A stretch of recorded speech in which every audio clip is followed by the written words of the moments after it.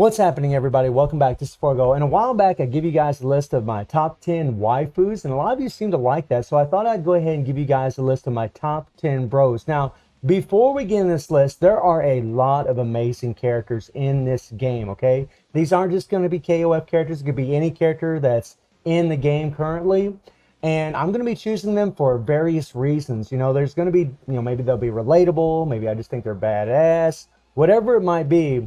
This is just my own personal opinion, and to be perfectly frank, before we get into this video, it's really only the top 2 that I would keep exactly where they're at, and the other 8, I probably could move them around any which way but loose. Seriously, this was a super difficult list for me to do because there's so many amazing characters in this game. There's so many, like I over and over, I'd be going back through it and through it, like, oh my god, this is a cool character, oh my god, I really love this character, oh my god, it just back and forth and back and forth and back. And I just said, finally, I just said, screw it. And I just settled for what I got because this was so hard. This was harder than the waifu list.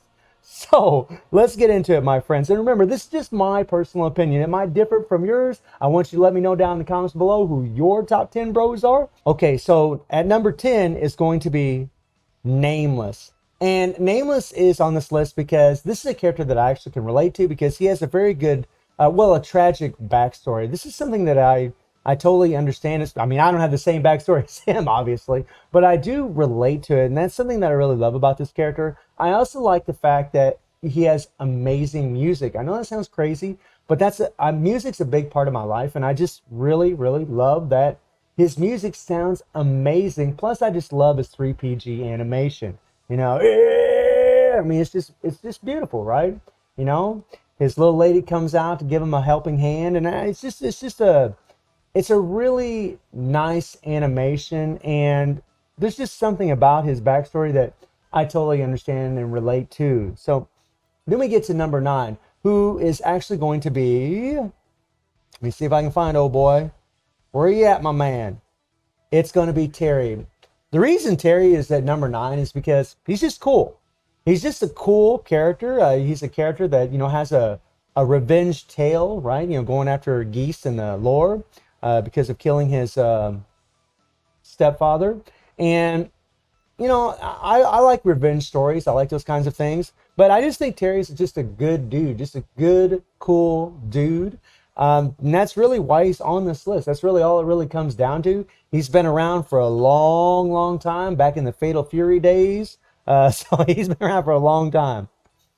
Then we get into the next one, who's actually a villain, and you're going to find that I'm going to have quite a few villains on this list, and it's Igniz. That's right. I like Igniz because of his warped sense of judgment. He's a pretty wacky dude that, believes in aliens and believes he's a complete god, which, I mean, these days, BS Igniz pretty much is a complete god. But I just love the character. I just love the way he plays. And I just love the fact that he's just so warped. I got a big thing for villains, especially when it comes to males. I love villains big time. And you're going to notice that in this list, something fierce, man. Igniz is cool. And he's the main antagonist of the Nest saga, which is another reason why he's on this list. Now, there's going to be other characters that are the main protagonists or antagonists of franchises or of sagas that aren't going to be on this list. So, I mean, it's impossible for me to really put them all on here. The next one is going to be Mukai. Now, Mukai is a character that I just love. I just love his sense of morality. Even though he's a villain and he's not a good dude, he doesn't underestimate the human species. Even though he's so much stronger and so much more powerful than them, he doesn't underestimate them. And he's always willing to jump into that fight and go at it. He has a sense of honor that as a martial artist I can actually relate to a little bit. I know that sounds weird, but I relate to that and understand it. And I just think Mukai looks cool. He just looks freaking cool, and I really love his music. He's just a bad dude, right? He's just a bad dude. Love Mukai. Hopefully one of these days he'll get a buff or he'll get a BS version. That would be freaking amazing. Then we have Mr. Karate. Oh yeah. I had to put Karate on this list because I just love Mr. Karate. He is one of my favorite characters to play in this game. And every time he does his 3PG, I just get so excited. I get so pumped up. He's just, doing his little chant, and it just the echo in his voice. They did such a great job with this character. He's just a beast, right? He's just a beast, and everything he does is just emphasized by his actions and by the way he expresses himself. And I just love it, man. He's intense. That's the word I'm looking for. He's intense. And I mean, just look at him. He's just intense, man. Freaking bad dude. I love his 3PG. Amazing character. Awesome. Then we get into one of my personal favorites here, and that is going to be Orochi Iori. Now, this is the version of Iori that I absolutely love, because this guy has lost all sense of morality. The Orochi blood has taken over, and he is just nuts and insane, and has one of my favorite 5PGs in the game. I absolutely love it because he just shreds the living crap out of all of his opponents. Super strong character. Unfortunately, he doesn't have the greatest survivability, which he should. It should be really set up to where he just keeps on coming and coming and coming. But okay, maybe that'd be too much. But I just love him. He's just a total monster, freaking beast, literally. And you just gotta love him because of that. Then we get into the next one, which is going to be Kyo. Now, some of you probably wonder, man, Kyo's number 4 on this list. He should be on the top. Well, everybody's going to have a different opinion about this. Kyo is the main protagonist of the KOF franchise, and I do think he's an amazing character. He's a character that overcomes all the obstacles in front of him, and that's something that I totally relate to, right? He's the beast, right? And recently, with SS Iori and SS Kyo, their 3PG animations are just absolutely beautiful. But I just think Kyo's just a really good character, just a really cool character. And it does make me super happy to see that we have this SS version that is so, so strong. It makes me happy, by the way, to have the SS Iori version too. It's just, I love Orochi Iori a bit more. I just love that version of him. I just love the bestiality version more.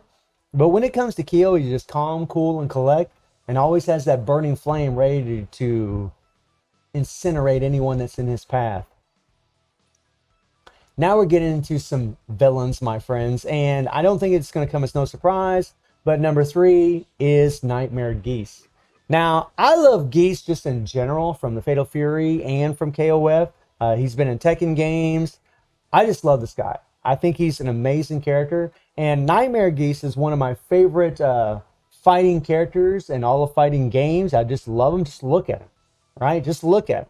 Look at the intensity in those eyes. He is psycho, right? This is the undead. And I just love, whenever he says Raging Storm, I love his 3PG.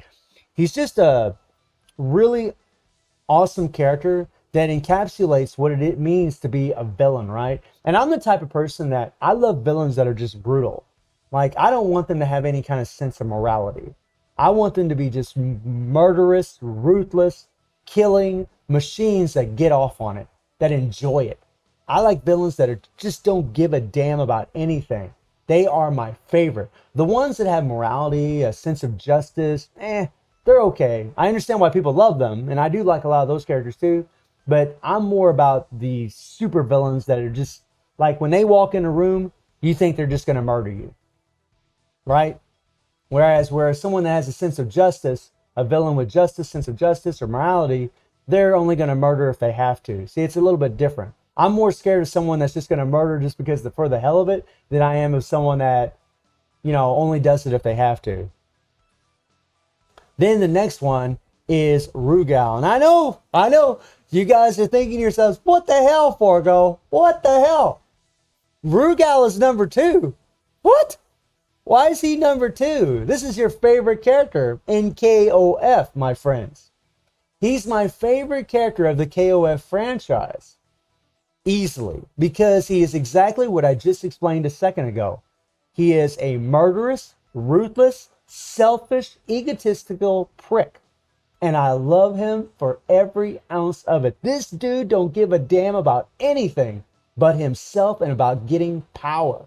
He doesn't care about Orochi. He doesn't care about any of this crap. All he cares about is just to be number 1, to be the best fighter, and just to, like, this is the guy that would walk in a bar and just start killing people for the fun of it, and then just throw out his little laugh for the hell of it afterwards, right? That's just how Rugal is.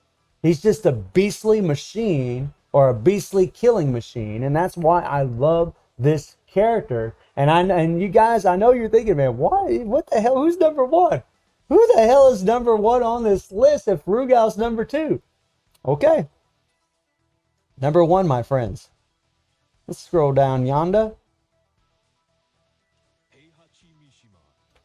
There's my number one. It's Heihachi. And those of you that have watched this channel for a long, long time, you know a little story that I mentioned the first time I revealed this ugly mug that you're looking at. And that was that I used to play Tekken all the time, Tekken 3 specifically, in my early 20s. I played it for over 4 years straight, every single day, hours and hours a day. And this was the guy that I played with. This was my favorite character in that game. And to this day, out of all fighting games, he is still my favorite character of all fighting games.